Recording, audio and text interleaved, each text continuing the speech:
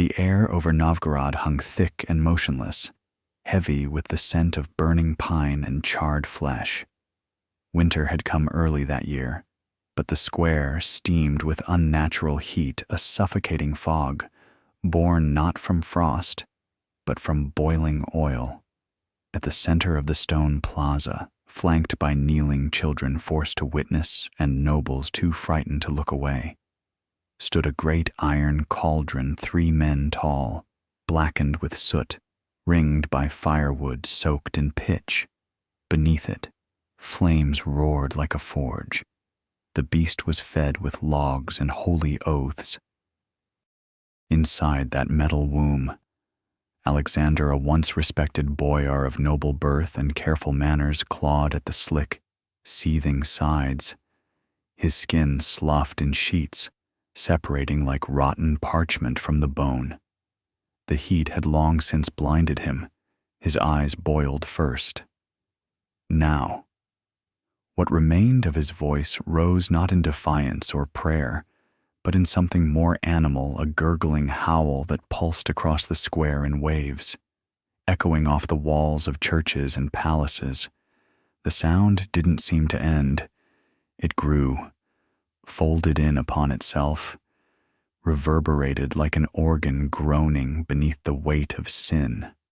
Ivan IV sat on a raised platform beside the boiling pit, draped in sable and silk. An icon of the Virgin balanced casually in his lap, his fingers, covered in rings bearing rubies and relics, tapped against the gold leaf as if bored. He didn't look at the man in the pot, not directly. His gaze drifted between the faces in the crowd, searching for flickers of reaction. A trembling lip, a lowered eye, a stifled cry. He craved not merely obedience, but transformation. He wanted this moment to melt them all. Beside him stood the black-robed Oprichniki men without names, their shaved heads glistening with frost, their hands gripping iron clubs and long staffs crowned with wolf heads. The dogs they bred for executions, monstrous creatures with jutting ribs and blood-flecked fangs, growled low at their feet, as if hungry for the scent that boiled from the cauldron. Not just meat, but betrayal. The priests had come too, not to condemn, but to chant. Their hymns rose over the screams, sonorous and calm, weaving a sacred veil around the spectacle. They framed it as justice, as divine consequence. "Let him be purged by fire," intoned Father Vasily, his eyes fixed on the red-lit horizon, as the Book of Kings demands. But everyone knew the truth, even if they dared not name it. Alexander had not raised a sword. He had not plotted rebellion. He had whispered. That was all. One quiet moment in a candle-lit hall. One question murmured too close to a servant's ear. "Do you think he's mad?" That whisper had traveled like smoke beneath a door, and now it roared like flame in a public square. Some say the oil had been scented rose petals, frankincense, myrrh to disguise the smell. But no perfume could erase what came when flesh met fire. It was the scent of rot in real time, of memory scorched from skin, of the soul ripped out not in an instant, but drop by drop. Children wept. Mothers turned their backs. An old monk collapsed to his knees, mumbling a psalm that melted into sobs. But no one moved to intervene. That was the other purpose of the ritual, to prove that no god, no man, no law would ever stop Ivan's hand once it had chosen a name. When Alexander finally fell silent, it wasn't because he had died. His jaw still moved, his body still convulsed. But his voice was gone, seared from within. He flailed weakly, like a fish in a drying pond, arms blistered and cracking, white bone visible where skin had once been. The executioners waited. Ivan raised one hand, slowly, as if blessing the scene. And with that signal, the fire beneath the cauldron was fed anew. The wood snapped, the oil surged. One final scream, more like steam than sound, burst from the pit, and then it was over. What remained inside the iron womb no longer resembled a man. It was pulp. It was ash wrapped in human memory. The cauldron was sealed with a lid engraved with crosses, and Ivan stood. He descended the platform without a word, flanked by the black-cloaked Oprichniki, who scattered rose petals as they moved. The snow beneath his boots turned pink, then red. The dogs lapped at it. The silence left behind was not peace, but trauma. A silence so deep it echoed. In that void, Novgorod understood thought was treason. Doubt was death. And above them, the belfries did not ring. They burned. Ivan Vasilievich was born on August 25th, 1530, inside the fortified red walls of the Kolomenskoye Palace, not into a cradle of power, but into a nest of knives. Russia did not greet its future Tsar with tenderness. The boy was barely 3 years old when death first knocked not for him, but for his father, Grand Prince Vasily III. An infected abscess festered in Vasily's leg, turning gangrenous with godless speed. Priests prayed, physicians bled him, wives wept, and yet the infection crept onward, like a prophecy no ritual could banish. When Vasily died, he left behind a trembling state and a child barely old enough to speak. What followed was not governance, it was feeding on the corpse of an empire. Boyar families, noble clans with ancient bloodlines and ambitions like tumors, tore at the remnants of royal authority. The Schwiskis, the Belskis, the Glinskis each wielded poison and prayer as equal weapons.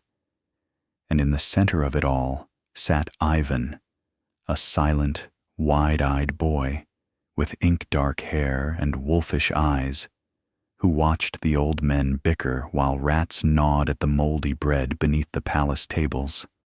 They taught him the scriptures. They taught him Latin.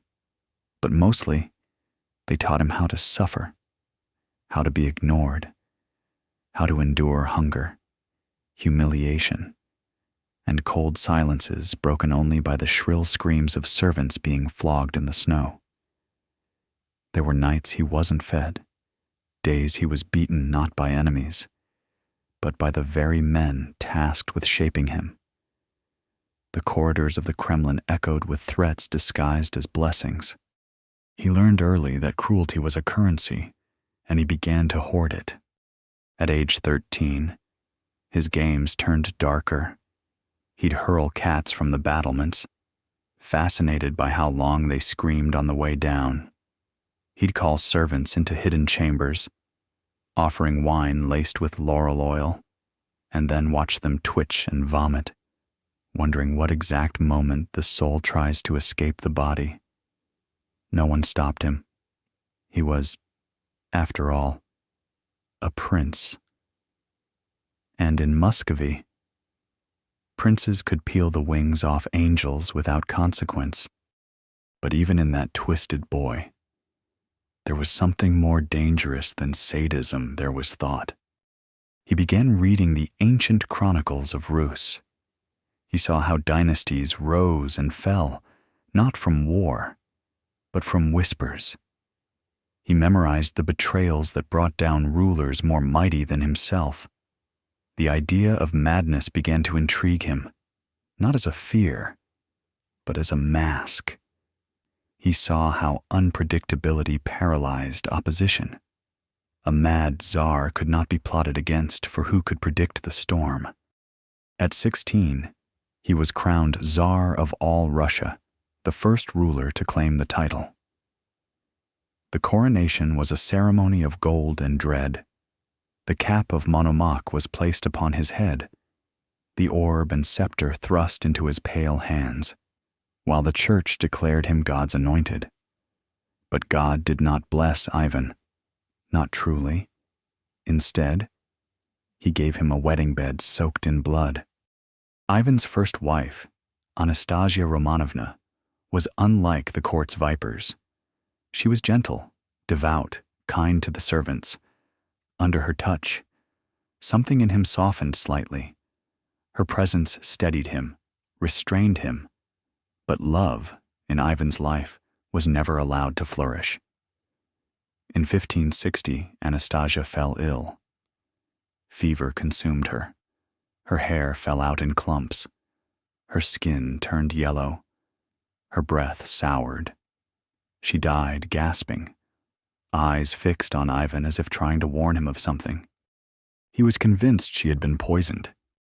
The court trembled. The old boyars were dragged from their halls and whipped in the cathedrals.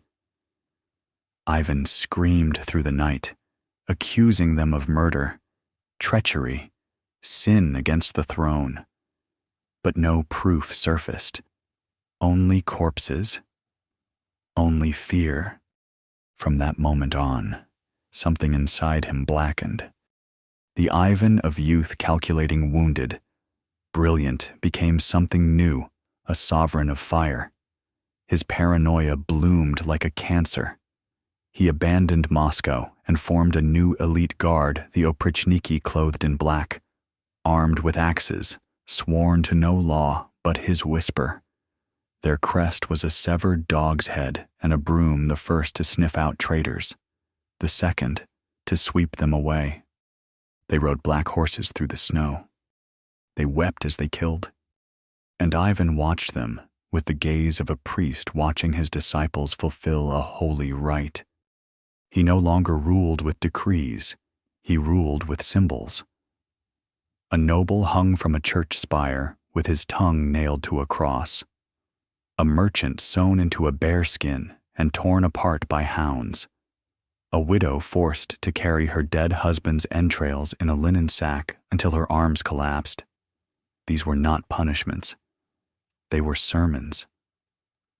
Ivan was not content to rule bodies, he wanted to shape souls. But always, always, the boyar class remained his deepest wound. He hated them not just for their power, but because he came from them. Their blood ran in his veins. Their cruelty made him. And yet they whispered, always whispered, about his mind. Was he mad? Was he unfit?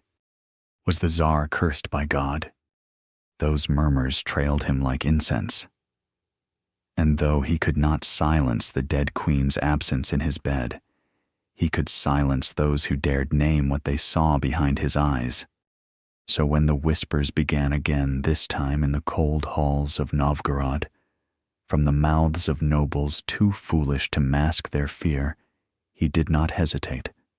He did not investigate. He did not pardon. He planned a reckoning so fiery, so unspeakable, that even the bones of saints would tremble beneath their altars. And the oil was already being poured. By the winter of 1565, Ivan IV had divided Russia in two, not by geography, but by dread. One half belonged to the state, ruled by boyars, councils, and tradition.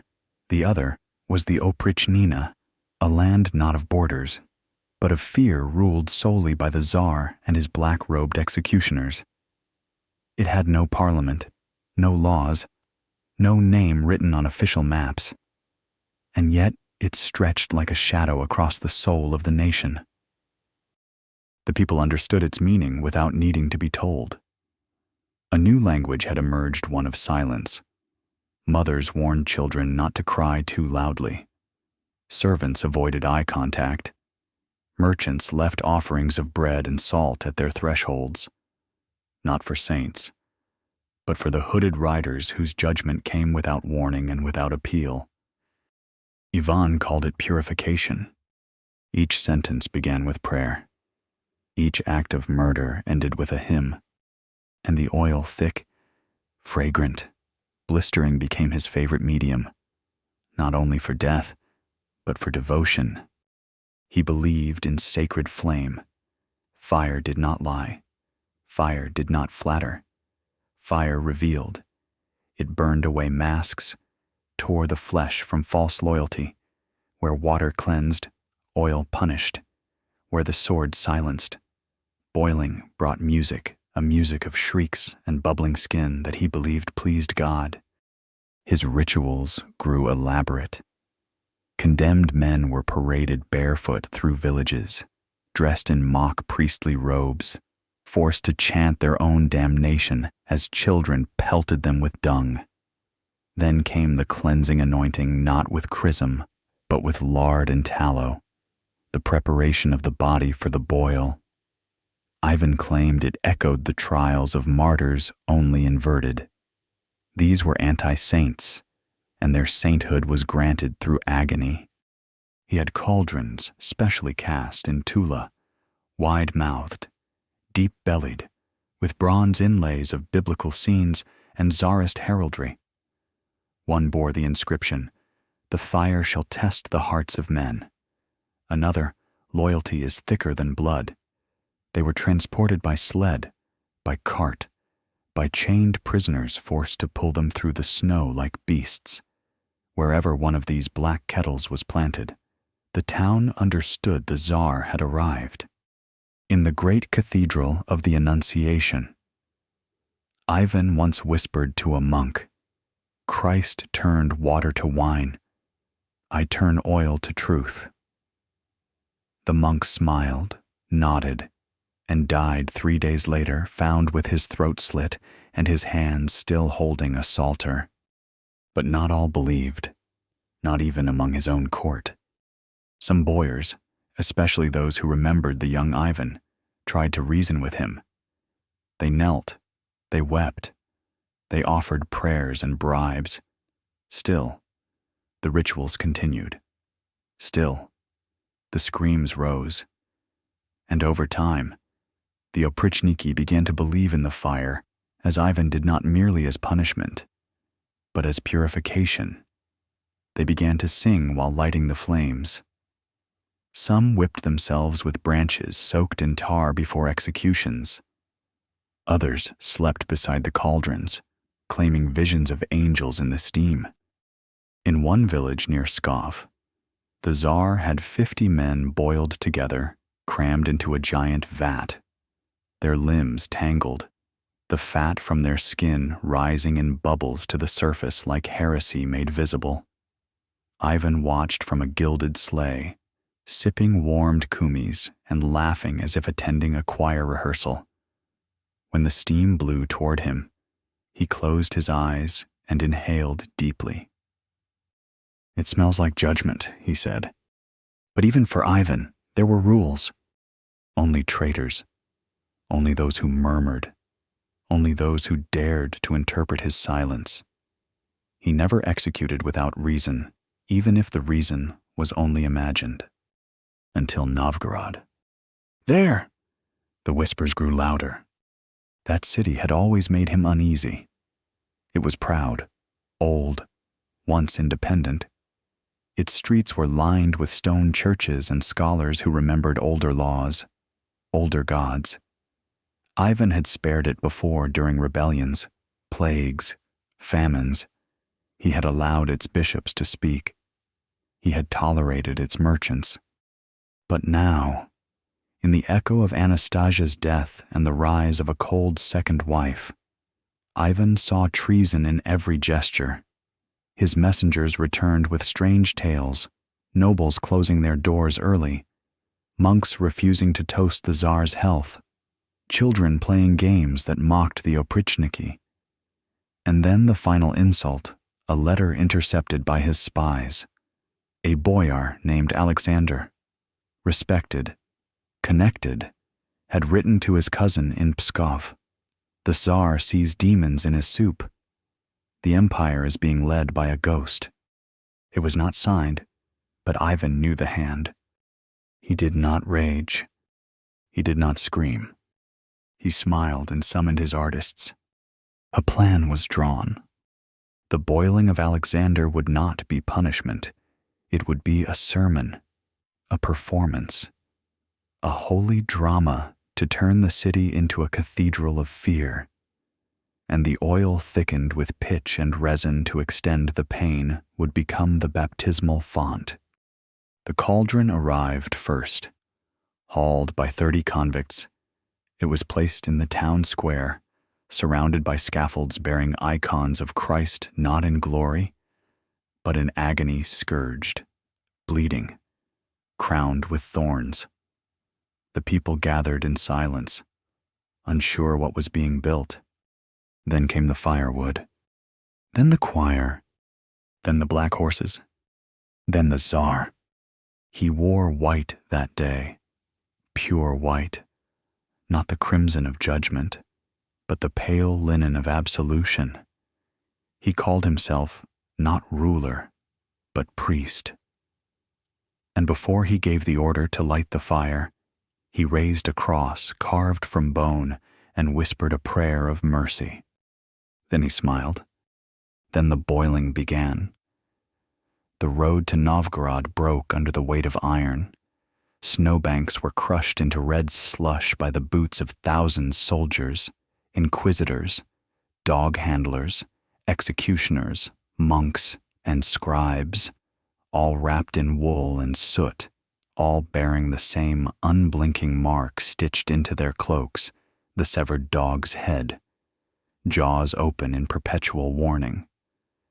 At their center rode Ivan not in a war chariot or throne of state, but in a humble wooden sleigh draped with wolf pelts, pulled by 6 stallions, and accompanied by a single wooden crucifix planted like a mast behind his seat. He called it a pilgrimage, but the people called it the Black Procession.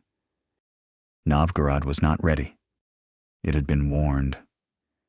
Yes, the letters from Pskov traveled fast, and tales of a boiling in the square had spread like frost across a lake. But the city was old. It had seen Mongol hordes and Tatar raids. It had buried saints and birthed kings. It believed, foolishly, in its own immunity. They were not rebels. They were noblemen, clerics, traders. They lit candles for the Tsar in their cathedrals. They carved his face into icons. They did not understand that obedience meant nothing to Ivan if the silence of their hearts was not absolute. When he arrived on January 8th, 1570, the bells did not ring. They were already gone, melted into crucibles, repurposed for cannon barrels and cauldron rims. The gates were opened not by command, but by collapse. Ivan did not attack the city. He entered it like fog. His Oprichniki moved first not in rage, but with rehearsed serenity. They seized the noble houses first, moving door to door in black silence, reading from scrolls soaked in lamb's blood and bearing the Tsar's broken seal. No one was accused directly. Instead, names were spoken as if already dead. Boyar Glebov was found in his bath, wrapped in steam and lavender oil. They tore him naked into the street and bound his limbs to 4 oxen. His ribs snapped before his screams did. Bishop Leonid, a frail old man who had once anointed Ivan as Tsar, was dragged by the beard across the cathedral floor while the choir sang psalms above him. His cassock was soaked with holy water and urine. He begged for forgiveness. Ivan replied, "I forgive you. God does not." But it was the noble houses that were targeted with the most cruel precision. Alexander's letter had not existed alone. Ivan's scribes produced a scroll, 312 names each tied by rumor, suspicion, or silence to the notion that the Tsar had lost his mind. These men were not revolutionaries. They were readers, drinkers, men who paused too long when asked if the Tsar's actions were divine. Some had nodded politely at Alexander's jokes. Others had merely failed to laugh. They were all sentenced. Each night, the Oprichniki hosted a feast, not for themselves but for the condemned. They forced the boyars to dine together in the palace halls, seating them on benches carved from tombstones, serving them roasted swan and golden pears soaked in vinegar. Wine flowed, but it was mixed with ashes. Toasts were demanded, and those who slurred were beaten. At the head of the table sat Ivan, pale and expressionless, feeding meat to his wolves, who lay beneath the tablecloth with bloodied muzzles. "I am your host," he would whisper, "and you are already ghosts." By morning, 1 or 2 guests would be missing, their seats left empty, but their blood still staining the tablecloth. These rituals went on for weeks. In the mornings, the execution squares came alive. Oil cauldrons hissed in the frost. Snow turned yellow and red. The smell of burning hair, of cracked bone, of warm feces clung to the church steeples. The dead were not buried, but left in poses of mock reverence. Some knelt with broken knees. Others were posed as preachers, their mouths propped open with splinters. The people of Novgorod were paralyzed. The streets were quiet. The markets ceased. A city of 40,000 became a theater of shadows. No door opened. No child cried. Even the birds abandoned the towers. Ivan walked barefoot through the cathedral one morning, trailing blood behind him. He stopped at each saint's icon, asking it a question. "Would you have doubted me?" He waited for answers. None came. And so, he ordered the frescoes stripped, the relics burned, the bones of martyrs ground into pigment. He believed he was saving Russia. He believed doubt was the true disease, not treason, but ambiguity. Those who did not kneel fast enough, who did not weep loud enough, who did not toast long enough, they were the architects of rot. The most terrifying executions were reserved for the highborn women, wives, sisters, and daughters of nobles were summoned to the churches, dressed in sackcloth and crowned with thorns. They were made to walk barefoot through the icy streets, each bearing a candle and a mirror. Those who dropped either were whipped until their flesh split in ribbons. Some were drowned in the Volkhov River beneath icons of the Virgin. Others were sealed alive in monasteries not to be nuns, but to vanish. Ivan claimed these acts purged the bloodlines. He was not just punishing individuals, he was sterilizing treason, cleansing generations, making history kneel. The city's final protest came from a child, the son of one of the nobles who had vanished during the feasts. He ran into the square with a wooden sword and struck at an Oprichnik's boot, screaming, "Devil, devil!" The soldier lifted him by the neck. The people watched. Ivan watched. Then, with the wave of a hand, the boy was taken, never seen again. No one spoke after that. And then, suddenly, the Tsar left. Just as the frost began to melt, he departed Novgorod with his entire procession, leaving behind no proclamations, no burials, no explanation. Only the boiling cauldron remained cold now, its rim crusted with fat, its interior swarming with flies. It stood for weeks, untouched. Even the dogs refused to sniff it.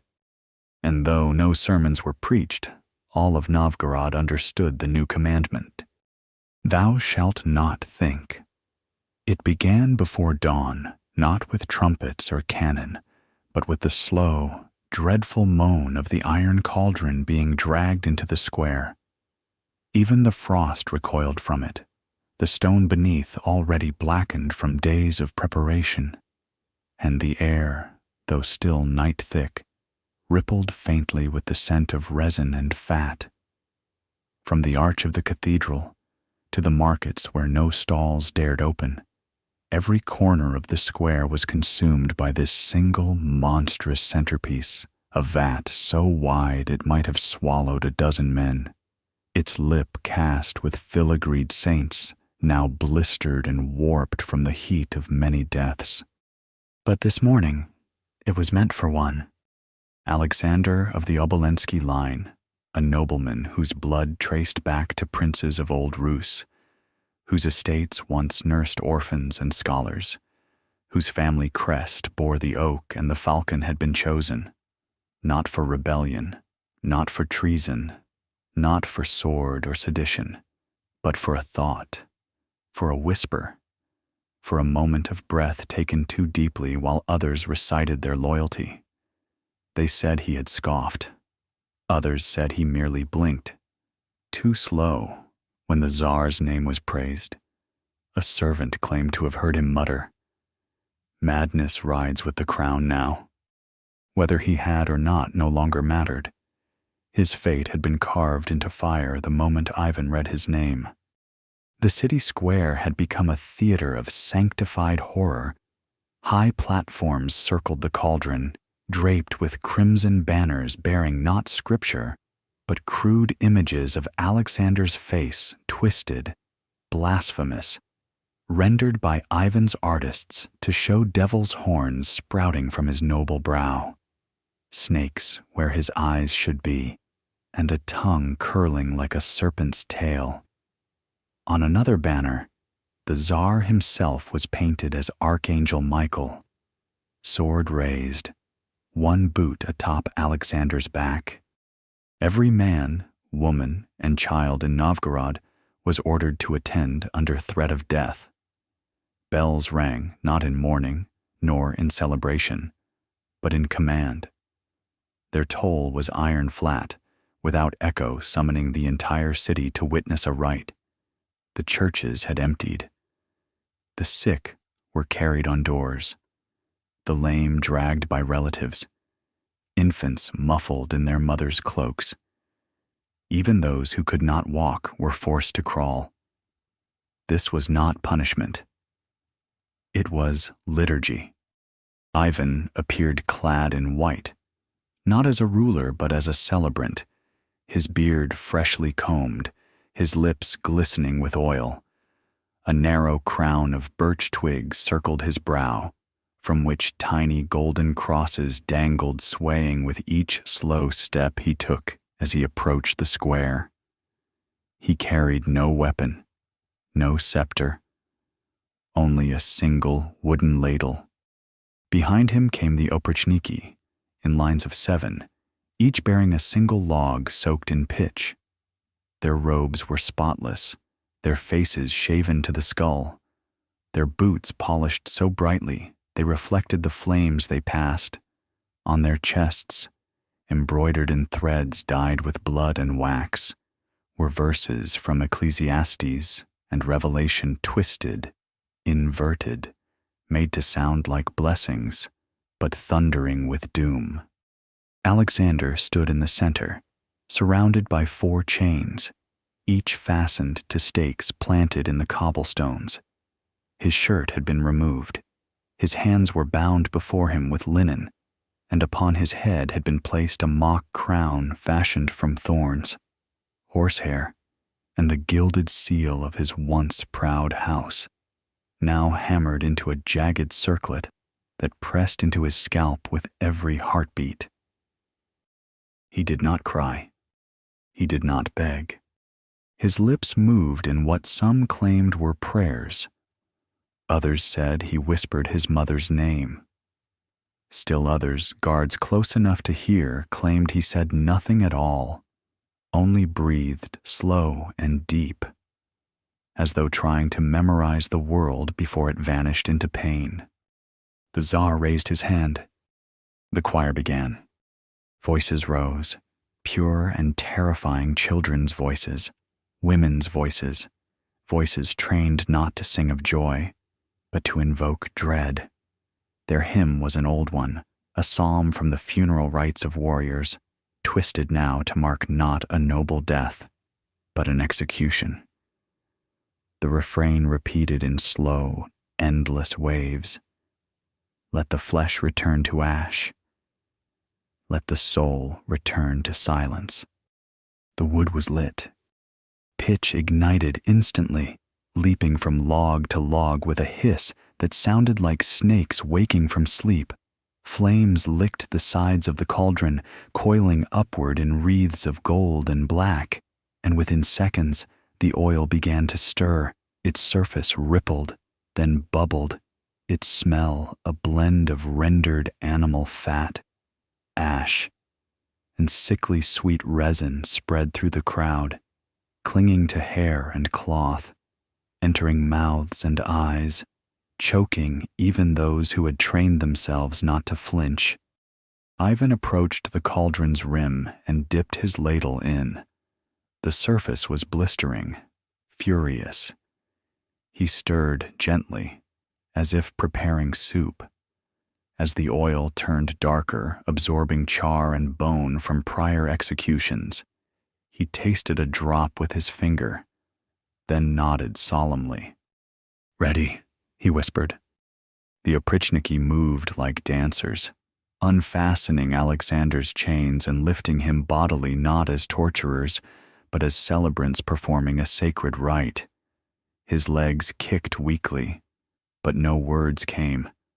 They stripped him of his trousers, leaving only a thin linen wrap around his hips, which burst into flame even before his feet touched the oil. They did not throw him in. They lowered him slowly. First his legs. The scream that tore from him cracked like thunder. It was not a sound a man should make. It was something that should belong to beasts. But it echoed long, ragged, sustained, and for a moment, time in the square seemed to freeze. Mothers covered their children's ears. Some collapsed. Others vomited. One woman gave birth in the square, her water breaking as Alexander's feet dissolved before her eyes. When his knees vanished beneath the oil, the burning intensified. Skin sloughed in ribbons. Flesh ballooned with steam, then split.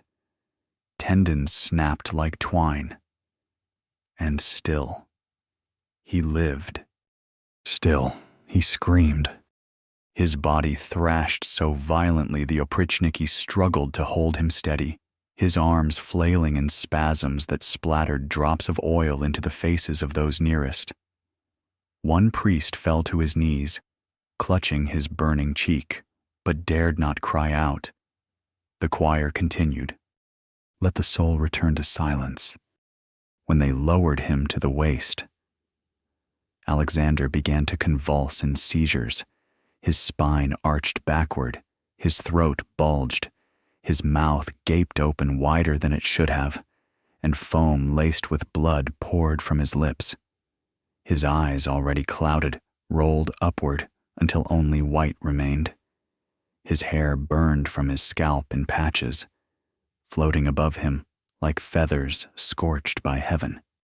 And still, Ivan watched, unblinking, unmoving, one step away from the cauldron.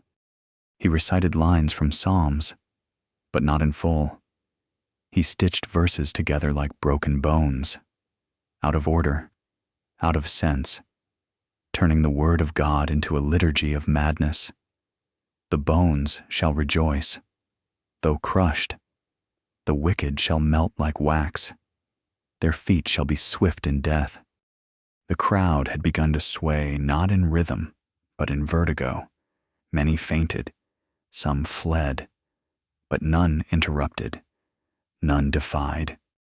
When at last Alexander's chest disappeared into the broth, one of the Oprichniki whispered something in the Tsar's ear. Ivan nodded. Enough.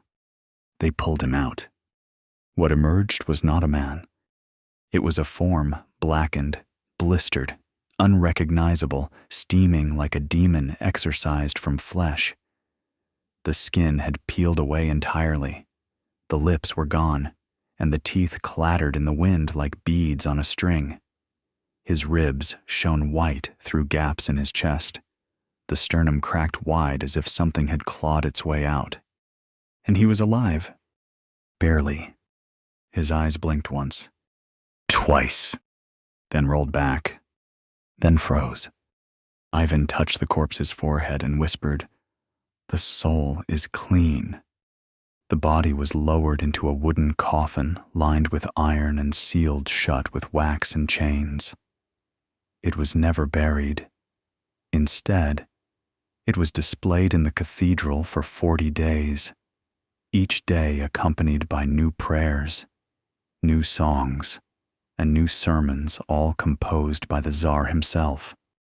When at last the coffin disappeared, some say into the river, others say into a pit beneath the palace. No one asked where it had gone. But the cauldron remained. It was never cleaned, never removed. It stood as a warning and as a shrine. Children dared one another to touch it. Dogs urinated against its side. On certain nights, villagers swore it hissed even without fire, as if something inside still moved. And Ivan, he returned to Moscow. Not triumphant, not ashamed. He simply vanished into the stone corridors of his palace, into the corridors of his skull, deeper into the echoing chamber of a mind ruled not by logic or mercy, but by symbols, by oil, by silence, by fire. The years that followed the boiling of Alexander in the square did not mark a return to order or stability for Ivan IV's Russia. Instead, they signaled a descent, not swift, not thunderous, but slow and numbing, like a frost that creeps across the soul until no warmth remains. Novgorod never recovered. The snow buried its silence. Its streets remained half empty for decades, and though prayers were still offered in churches, they were no longer for salvation, but for forgetfulness. The people did not speak of the cauldron, not aloud. It had been removed by decree, taken away under the cover of a storm, but its memory remained like a blister beneath the skin tender, raw, unable to scab. Yet for all the horror that day had unleashed, Ivan himself did not seem burdened. In fact, in the months after the massacre, his letters grew more lucid, his decrees more precise, his speech unusually calm. Some historians, centuries later, would call it the still reign, a period where, after such unspeakable brutality, the Tsar appeared almost sane. But those who lived in his court knew better. Stillness is not always peace. Sometimes it is the quiet of rot, of decay that no longer needs to scream. He moved through the Kremlin like a ghost with skin. His meals were taken alone. He slept in different rooms each night, never once repeating the same bed within the same week. He began dictating confessions to his scribes strange, rambling texts filled with contradictions, scripture verses spliced with punishments, dreams in which saints danced in boiling fat while the Virgin wept blood into his chalice. These writings were not published. Most were burned. A few survive, hidden by terrified monks who believed they were glimpsing the ravings of a prophet or a devil. His body, too, began to turn against him. Once tall and imposing, Ivan grew gaunt, hunched. His teeth yellowed, his gums bled, his breath carried the sourness of illness, his spine warped from years of self-flagellation and violent seizures. Sometimes, during court rituals, he would collapse into spasms, clutching his temples and muttering curses not at enemies, but at shadows only he could see. Servants were forbidden to approach him during these episodes. If they did, if they even dared reach a hand, they were beaten or worse. He once flayed a page alive for daring to hand him water with his left hand. And yet, For all this bodily corruption, he still ruled, still issued laws, still demanded confessions, still tortured nobles and peasants alike with equal zeal. But more than anything, Ivan became obsessed with his legacy. He began assembling what he called the Book of the Accused, an enormous tome in which he listed, by name, every man, woman, and child he had punished throughout his reign. Thousands of entries, each annotated with date, method, confession, and, occasionally, sketches not of the accused, but of their execution. His margins were filled with drawings: a man being flayed under a church dome, a boy sewn into a bear's stomach, a woman burned in an oil barrel while her infant was baptized in her ashes. One page bore only a name, Alexander Obolensky. Beneath it, Ivan had written in Latin ex umbra in ignem, from shadow into fire. But the book, too, was never finished. Because death, when it came for Ivan, arrived not with fire, not with judgment, not even with spectacle, but with silence. On March 18th, 1584, Ivan rose early. He bathed. He dressed himself in white, as he had on the day of the boiling, and donned a simple chain with a wooden cross carved from olive wood. That morning, he was to play chess, a ritual he had returned to with near religious fervor. It was one of the few games he still trusted, one of the few illusions of control he believed remained pure. He invited his advisor, Bogdan Belsky, to play. They sat beside the hearth. The board was laid out, the pieces carved from onyx and ivory. Ivan took white. He always took white. It was not a preference, it was a rule. The Tsar moved first. They played slowly. Belsky would later say that Ivan was in good spirits, that his eyes were clearer than they had been in years, that he even smiled once, a rare thing, sharp and crooked, but unmistakably human. He made a bold move, Queen's Knight to e5, and then, mid-move, he leaned back and did not move again. No cry, no convulsion, no final prayer. He simply slumped, as if the marionette strings had been cut, his hand still hovering near the board, one finger pointing toward the bishop he had meant to take. At first, Belsky believed it was a joke. The Tsar had once feigned madness during a feast, pretending to be possessed by the ghost of St. George. But as the fire crackled, and the breath did not return to Ivan's lips, the truth settled into the room like dust. The terrible was dead. Word spread through the Kremlin like blood through linen, and though the official proclamations were wept over, though the churches rang their bells in mourning, though processions were held and relics paraded, a secret joy flickered in many hearts. The monster had passed. The cauldron was extinguished. Or so they thought. For Ivan did not leave peace behind. He left a throne broken, a dynasty shattered, and a son, Fyodor, gentle, weak, and utterly incapable of holding together the empire carved by fire and sharpened by screams. And his other son, the one who might have ruled, who might have inherited both crown and cruelty, had already been murdered by Ivan's own hand. It had happened 2 years before the Tsar's death. A fit of rage, a corridor soaked with wine, a question about a wife's gown, a staff raised in fury, a skull cracked open. Ivan Ivanovich, the heir of fire, died in his father's arms, his blood mingling with the tears of a man who had forgotten how to be human.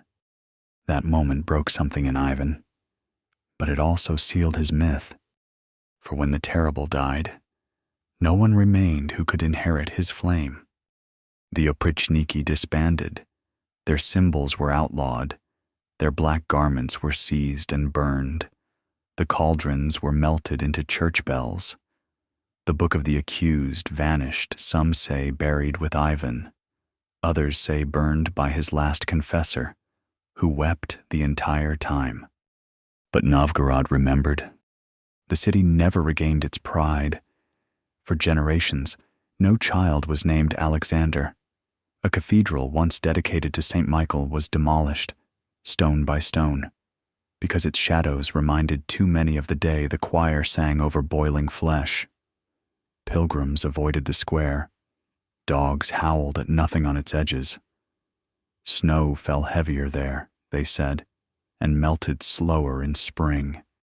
Some whispered that, on certain nights, when the fog hung low and the wind blew from the northeast, the air still carried the faint scent of burning oil, sharp, greasy, unholy, and if one stood very still in the center of the plaza, just as the bells of matins rang out, they might hear something else.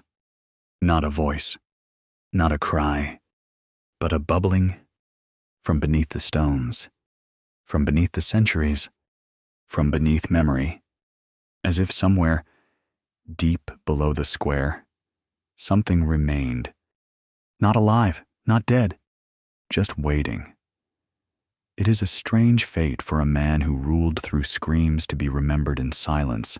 Ivan IV, first Tsar of all Russia, left behind no golden age, no enduring peace, no line of strong heirs to carry forward the empire he forged in fire.